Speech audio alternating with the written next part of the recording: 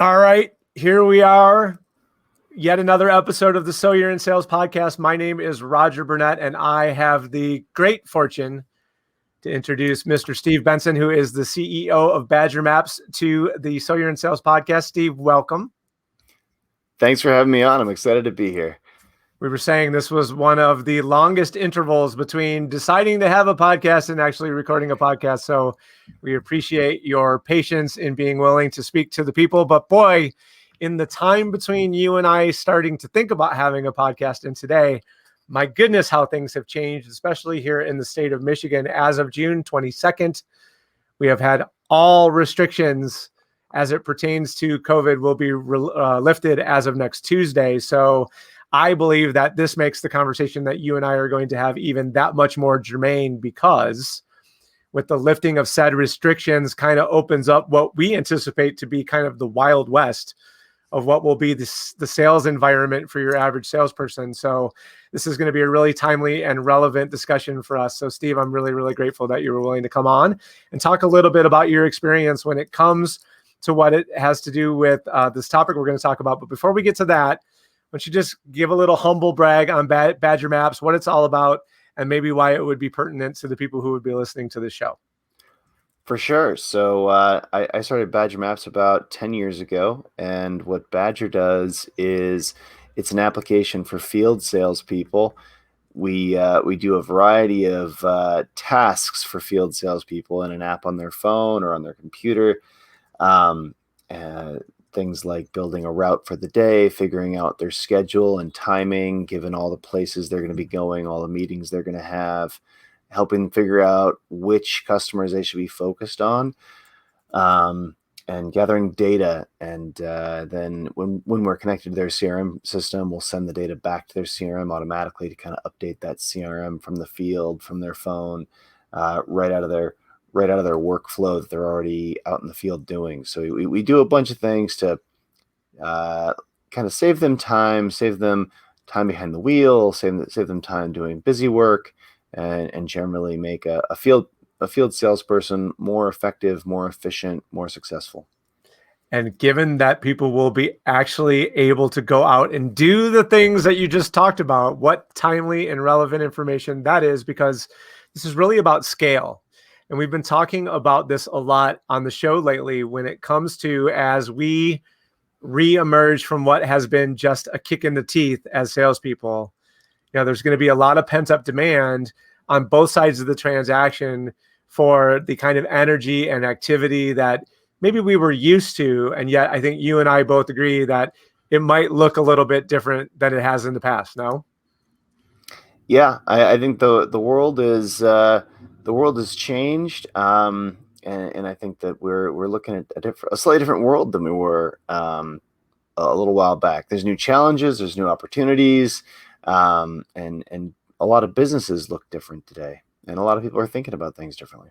For sure. And the quintessential one-liner that people always use when talking about sales is people buy from people they know, like, and trust. And really what we're talking about is relationship building. And boy, that took on a whole different tenor during the pandemic when it came to our ability to be able to build those types of relationships. So what have been some of the things that you have seen kind of in this COVID era, Steve, when it came to trying to build relationships through things like a Zoom screen and things like that? Well, I think that it is a lot harder to build a relationship through a Zoom screen. I think your relationships with your customers do change in bad economic times or challenging economic times in general. I think a lot of people talk about how you need a lot more empathy in times like this, which I think is definitely, which is almost a little obvious, but we all have one more thing in common, and it's important to put yourself in the other person's shoes and know how things have been affecting them. I think people may feel less trust, less customer loyalty than especially if they're building new relationships over a Zoom screen than they would have been able to experience in person. I think that's resulted, that and the economic uncertainty combined have elongated a lot of sales cycles. So salespeople, they that ends up playing out and that they're doing the same amount of work while closing fewer deals.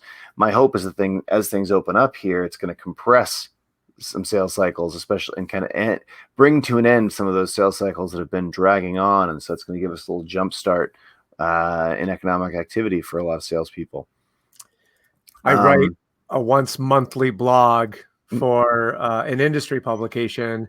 I like to try to make the titles be the titles of the blog mimic songs that I really like. And one of the ones that I wrote recently was "The Waiting is the Hardest Part."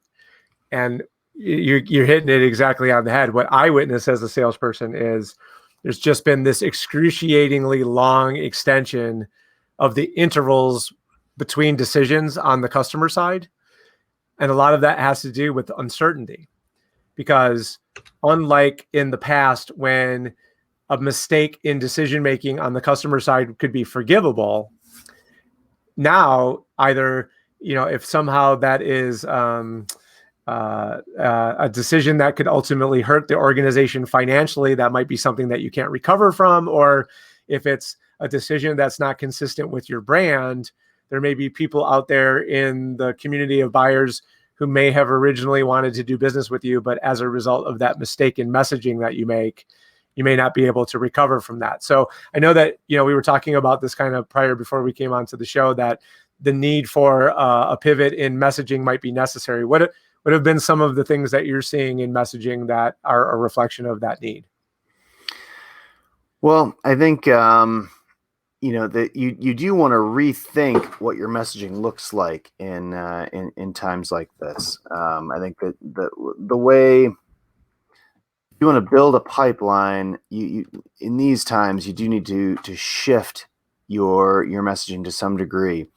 I think a lot of people in a down economy, you need to change your messaging from something along the lines of "will help you do better." So if you just go to a lot of B2B companies' websites, you'll see some form of messaging along those lines. "Will help you do better." Depending on what the industry is, it's better at a lot of different things. But I think this messaging works fine in a good economy. But if things are a challenging economy, you may want to give that messaging a little tweak and change it to "will help you do more with less."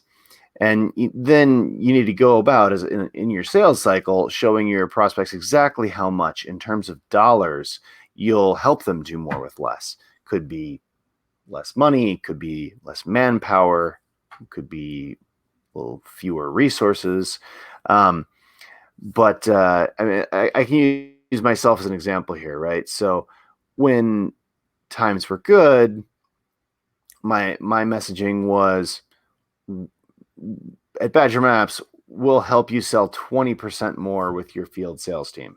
So kind of classic, "will help you do better." Who do we help better? Field sales teams. How much do we help you better? 20%. And then the features would discuss how we go about helping you. Where do we help you? That messaging in a down economy needs to shift. And so what we shifted it to is, "we'll help you do more with less." So with Badger Maps, we'll help your outside sales team generate the same revenue, even though your team is 20% smaller. And we've played with other types of messages, like even though it's 20% harder to sell, or even though you have less, fewer resources. But generally, it's shifting from "will help you do better" to "will help you do more with less." And there's a huge difference between these two messages, even though they're saying basically the same thing, right? But in a challenging economy, one of these messages resonates way more with customers. We were very early on in COVID giving a presentation that was talking about what a fast start might look like.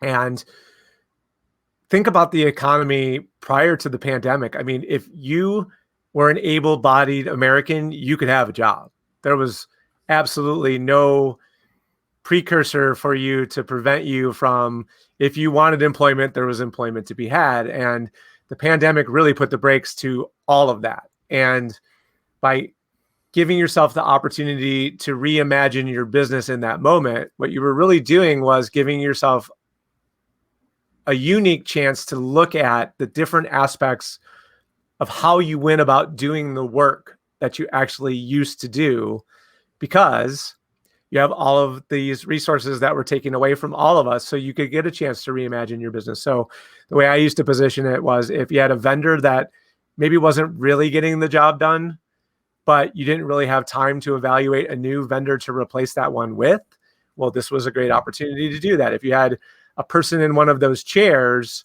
that maybe wasn't doing the best job, but you just didn't have time to really go source a new candidate to replace that person, that opportunity exists today in what is one of the most wide open job markets you've ever seen.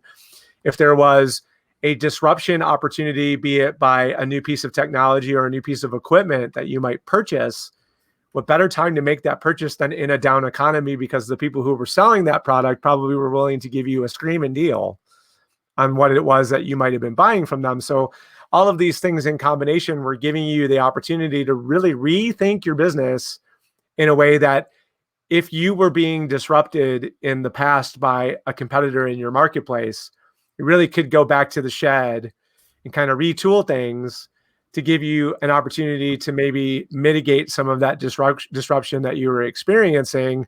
And if you didn't do that work, and we just told you that next Tuesday in the state of Michigan, at least, that it's game on again. Well, if there were competitors of yours in your marketplace who did that work, now you're going to be at a significant disadvantage because you didn't spend that same time that they did trying to figure out how to retool yourself in a way that's going to be best suited for whatever this next growth phase of the economy is going to be. And one of those things I think you can still do, whether you're the leader of a sales organization that has multiple employees within it, or if you're a solopreneur who's kind of responsible for the hunting and the killing and the skinning, is there an element of, like, if you were to pinpoint a very specific area that you were going to coach people on, or you wanted people to be thinking about for themselves that they really need to be mindful of? Is there something in particular you'd want to call out? Yeah, I think there are things that are really worth thinking about from a coaching perspective right now. Um, I I guess if it's really important to up level your team's skills whenever things are tough, or really, I mean, all the time. Great leaders are always looking to make their team better and maximize their personal growth, professional growth. Um, I believe that managers of people should be spending about 50% of their time just coaching their team, improving their skills, making them better. In the case of selling and sales, as you mentioned, I think the key areas to think about right now are pre-call strategizing, post-call debriefing, joint calls, any opportunity specific coaching. So really getting in the field and working with your sales team on an individual level, deal by deal, and helping them bring deals across the line. I think that's really all those things are a worthwhile activity, and they all count towards that rule of thumb of 50% of your time should be spent on coaching if you're a leader. I guess in terms of what needs to be coached, and obviously this depends on your team and on your industry, but I think negotiation is specifically a really important thing to be thinking about right now for everyone. Defending your margins is obviously critical in these times, and negotiation is a big part of that. And everyone can kind of freshen up on those skills at any time, right? Pipeline building, I think, especially as we re-enter the world here, getting enough deals going that you can be successful, especially in a time when there's a lot of uncertainty and it's unclear if some of these deals are going to not close all that quickly. I think having a thick pipeline now is really important. So pipeline building is probably a thing to coach.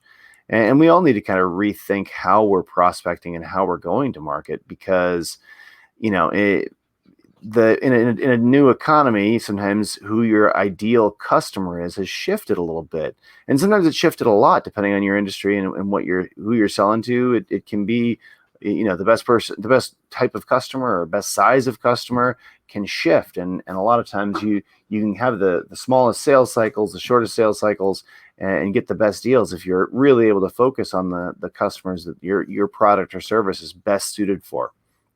which I think isn't, to some degree, an obvious statement, but you'll see people chasing wild deals all the time that never close and have super long sales cycles because they're not aiming at the right target. But I think it's a time that training is really important. Coaching is really important. It's time to sharpen our weapons and get out there and hunt.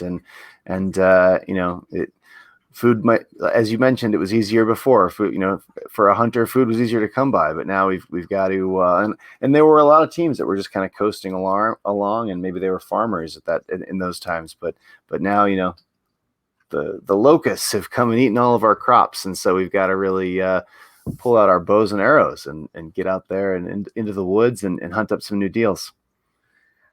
Two of the vertical markets that we had focused on pre-COVID were food and bev and hospitality. So in many instances, like what happened with us, those choices on where we would focus our activities were forced upon us. We didn't have the luxury of being able to continue to try to build our client base in those two categories because largely they were shut down. And what it did for us was it brought some clarity to where we were actually really good in the places that there were still opportunities, to the point where I'm not saying we're not going to try to return to those previous two vertical markets. We want to, we're desperate to, but what it gave us the opportunity is, like, for instance, in the craft brew market, right? Alcohol sales skyrocketed during the pandemic. So there was a lot of opportunity for us to be able to help those breweries and those distilleries be able to recognize how they could best compete for the dollars that were available to them, because for in a lot of ways it was a feeding frenzy. And by being able to give them the skills and the tools necessary to be able to stand out in what was a very noisy marketplace at that moment, what we were really doing was we were building credibility for ourselves in that category for the long term, because we've given ourselves a chance now to be able to, for future prospects in that space, we can point to the solutions we were able to bring to bear during COVID for those marketplaces and the subsequent results that happened as a result of us being able to do that. And so that clarity that we were able to develop by virtue of just the sheer repetition of what we were doing in that moment it's done a lot of what you're talking about. It's changed our messaging.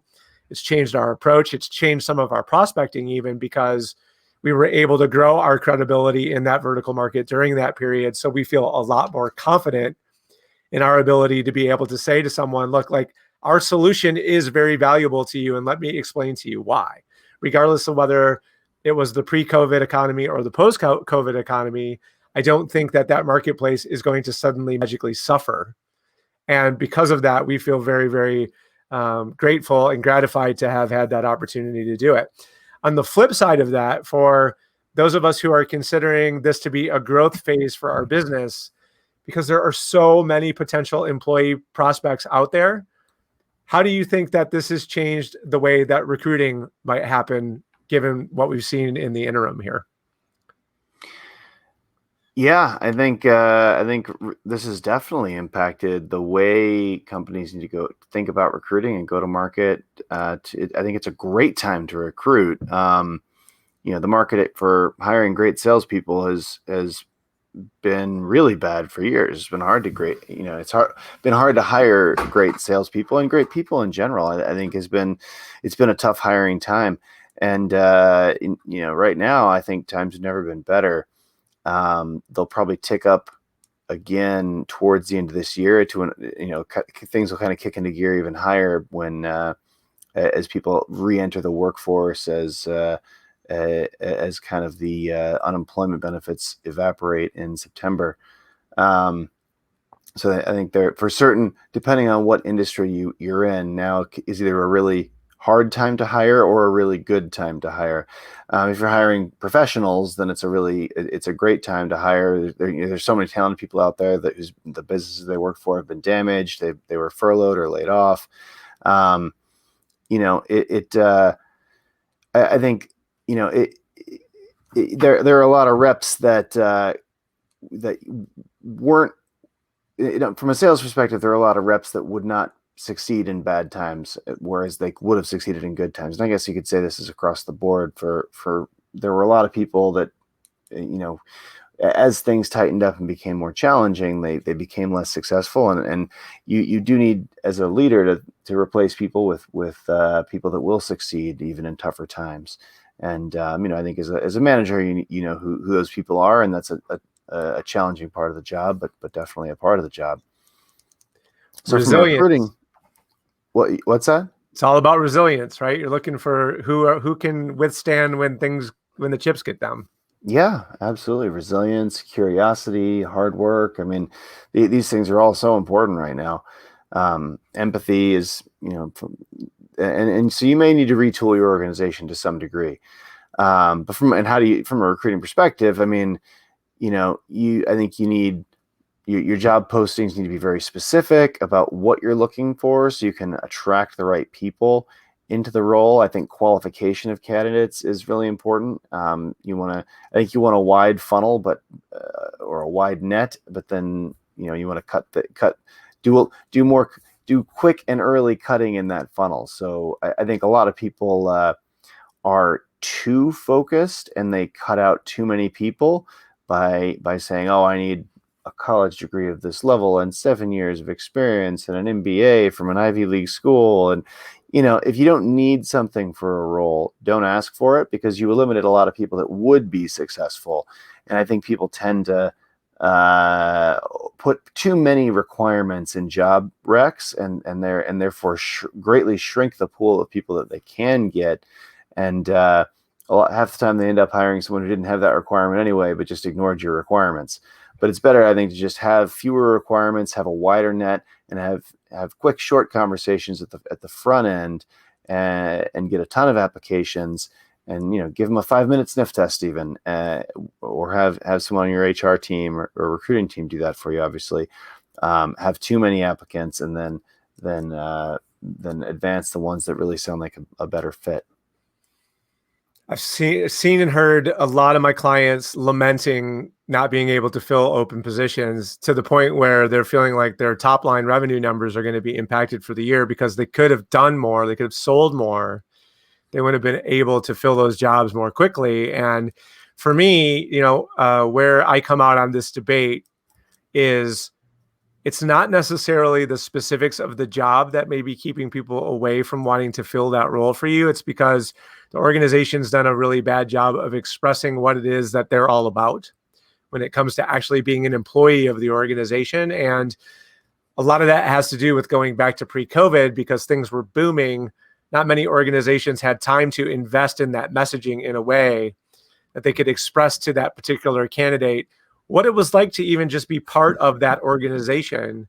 And now, because on the other side of the transaction, that potential candidate is taking a little bit deeper look into what it's going to mean to be an employee of the organization. And so it's created this gap for a lot of people, in that you have open roles, and there are people who would probably be capable and willing to fill that seat for you, but they're so concerned about making a bad choice in the next place that they're going to work, because they've spent this time on the sidelines really considering what's important to them.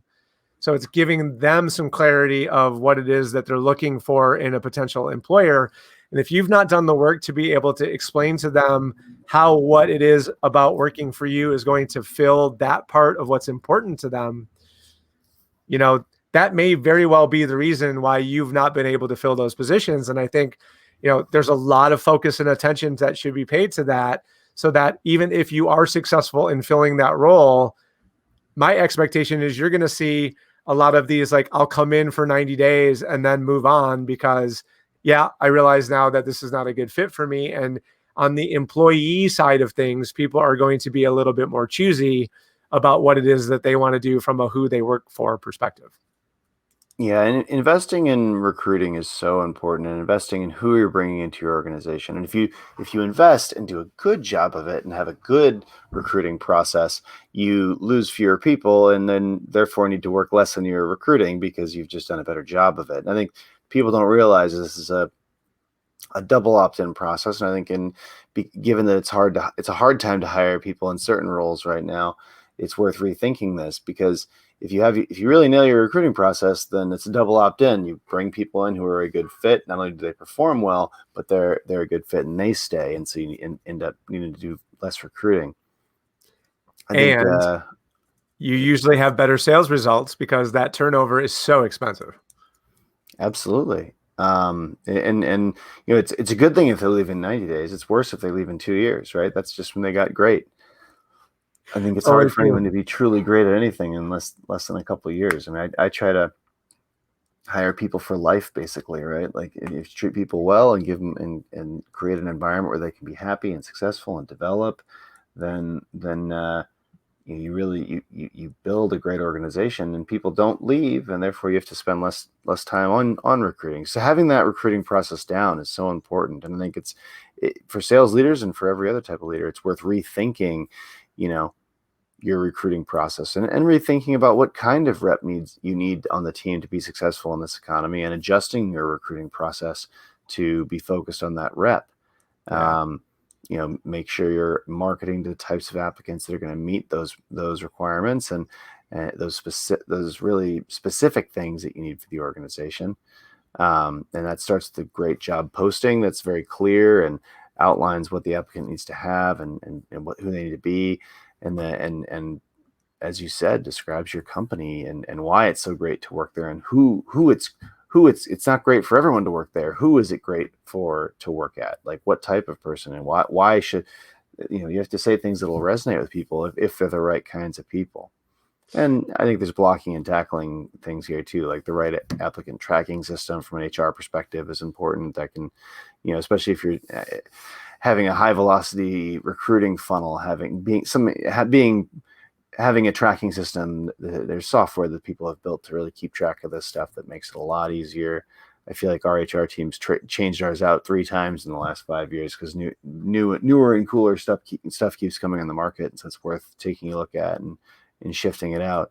But yeah, I think having tests that prove, and challenges that you can give people in real time that prove that they're going to be able to perform the job. You give that to a candidate throughout the process is another really important thing, because you want to be able to evaluate people's performance in an objective way. And if it's a salesperson, have them pitch, have them negotiate with you, whatever skills that you identify as being really important for them to be successful. You want to make sure they can prove to you that they have it, and not just have the experience that would indicate that they would have it, but more importantly, I think, is make them prove it. And I guess finally, I'd think about onboarding, right?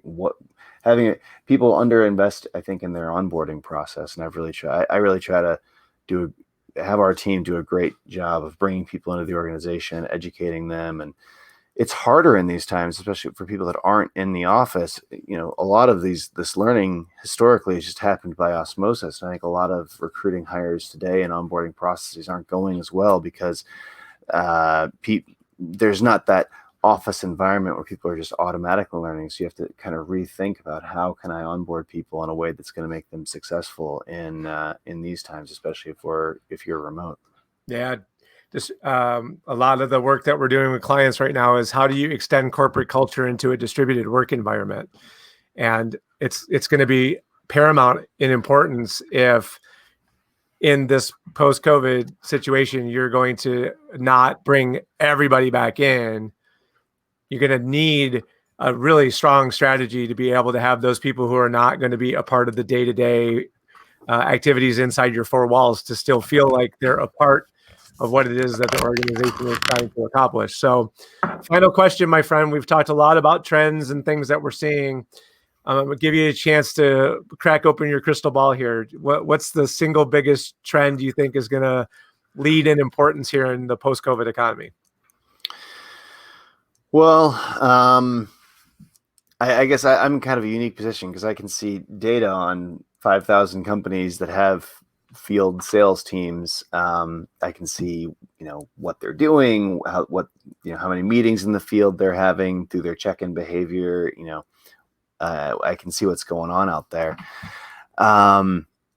and it's been interesting to watch this last year as things have been changing. We've seen a big uptick in activity. I mean, I guess this is obvious, but massive uptick in activity in the last like three months, really. Since Marchish, things have really changed. I think, and people talked about how things were changing in January, but I think they actually changed by March. We have seen across the board about a 20% decline in meetings that sales reps were able to are able to execute from pre-COVID. And I think that does vary by industry, but so it's been unevenly distributed, I guess, across our data. So, and I think that means that some industries have been more hobbled by this than others, which makes sense. Or maybe that there's fewer meetings because they laid people off, or they brought new people on now who don't do the job as well, things like that. But I think I think most teams are kind of getting back out there, and stuff is starting to happen again. And it's a tricky time, right? Like gyms are opening right now. If you're a sales rep that sells exercise equipment to gyms or beer to bars, maybe your business is just spinning up right now, but it's not kind of as things are just opening up right now. You're starting these new sales cycles. And other people, like a med device sales rep, you've been selling med devices the whole time, right? Hasn't really affected you in the same way, and you were able to, your doctors still needed shoulder joints and lasers, and so you were able to execute those sales cycles just either remotely or I think more commonly we were seeing it just doing it while social distancing and doing it in a relatively safe way. But I think I guess in terms of predictions, I think as we've seen everyone get vaccinated, or I think we're seeing people feel safer and things open up, and I think there will be people that this has a longer term psychological impact on, and they will be more hesitant to fully re-enter the world. I think we're going to see workforce changes where some people aren't comfortable being in those types of social spaces anymore. It may shift the economy to some degree. Like, will bars be as full? I don't know. On the other hand, we may have a roaring, our version of the roaring 20s, right? I mean, that people forget that in the 1918, 1919, they had a really nasty pandemic, and then the 20s happened, and they were wild times. The booze was flowing, and people were partying, and there was a ton of economic activity, and there was a big ramp up. So maybe we'll see that as well. So I think it'll go one of two. I think for some people it'll be that, and other people it'll be, they've kind of, they've crawled into their shell, and it'll be hard to get out of their shell. So I think it's going to be person by person. It's going to be a roller coaster regardless. So buckle in, put your straps on, make sure you put your shoulder harnesses on, because they're going to be really steep hills and really fast valleys, and it will be one hell of a ride. Steve, I really appreciate you coming in and sharing some of your data-driven expertise here. You get to see a lot of what's going out there in the field on a day in and day out basis. So we appreciate you coming in and giving us some of your insight. Absolutely. Well, this has been really fun to come on the show and chat with you. All right, man. Well, until next time, we appreciate you, and take care. Take care.